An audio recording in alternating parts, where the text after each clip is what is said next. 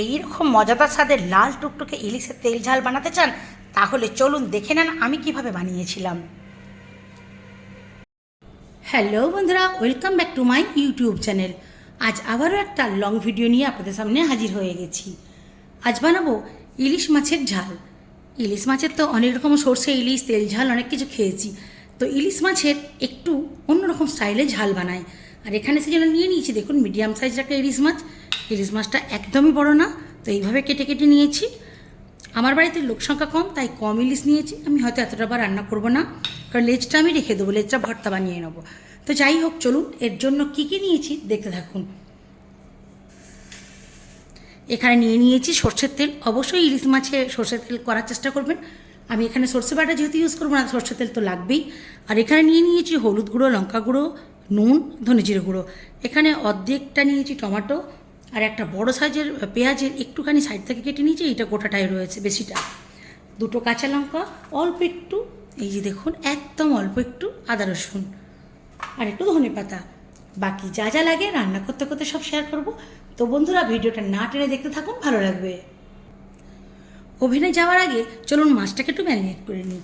এখান থেকেই একটু নুন নিয়ে নেব, দেবো একটু হলুদের গুঁড়ো, আর সামান্য একটু লঙ্কারও গুঁড়ো। ভালো করে মেখে নেব।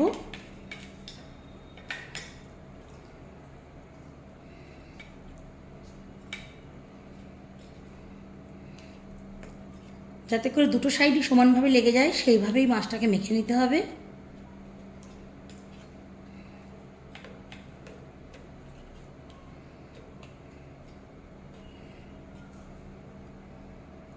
মাছ তো খুব ভালো মতো করে মাখা হয়ে গেছে। এখন রেখে দেবো মাছ মেখে মিনিট 5-এর মতো, তারপর সোজা চলে যাব ওভেনে। ওভেনে বসিয়ে দিয়েছি কড়াই, আর এখন দিয়ে দেবো সর্ষের তেল। তেলটা গরম হওয়া পর্যন্ত অপেক্ষা করব। তেল গরম হয়ে গেছে, এখন মাছের পিসগুলো ভেজে নেব।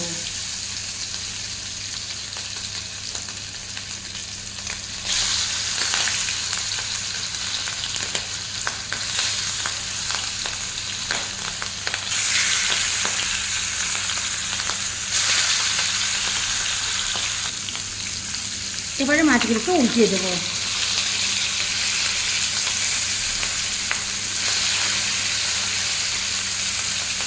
খুব বেশি লাল লাল করে ভাজবো না।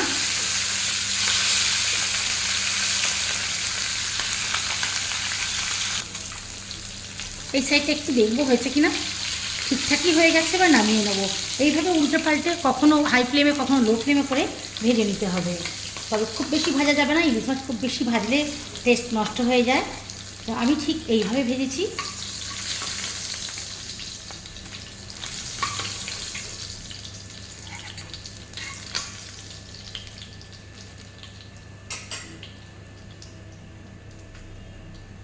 এই যে ঠিক এমনিভাবে ভাজতে হবে।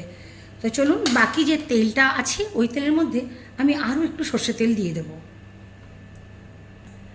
এখন দিয়ে দেবো দুটো কাঁচা লঙ্কা। এই যে এইভাবে মুখটাকে হালকা করে চিরিয়ে নিয়েছি, যাতে করে মানে ফটফট করে না ফাটে। তো দিয়ে দেবো কাঁচা লঙ্কা, আর পেঁয়াজ, টমেটো, আদা রসুন আমি পেস্ট করে নিয়েছি, এটাও দিয়ে দেবো।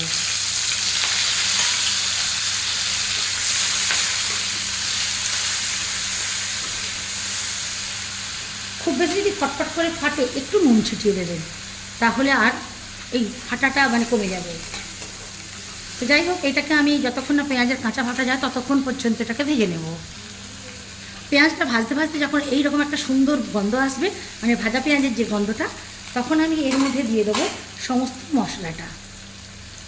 মশলাটা দিয়েই কিন্তু যাতে না পুড়ে যায়, অল্প একটু জল দেব। জলের সঙ্গে মশলাটাকে ভালো করে কষিয়ে নিতে হবে।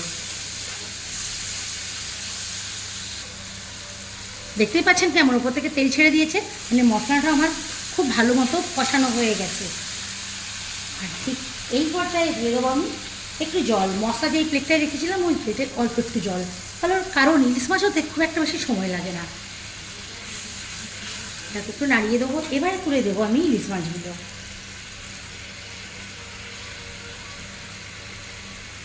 আর লেজটা আমি দেবো না, লেজটা ভর্তা করবো।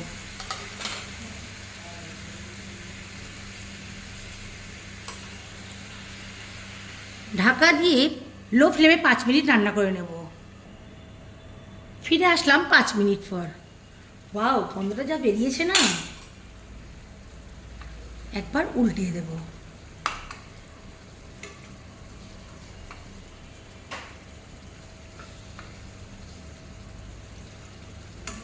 গ্রেভিটা কিন্তু খুব বেশি থাকবে না, ঠিক এইভাবেই থাকবে।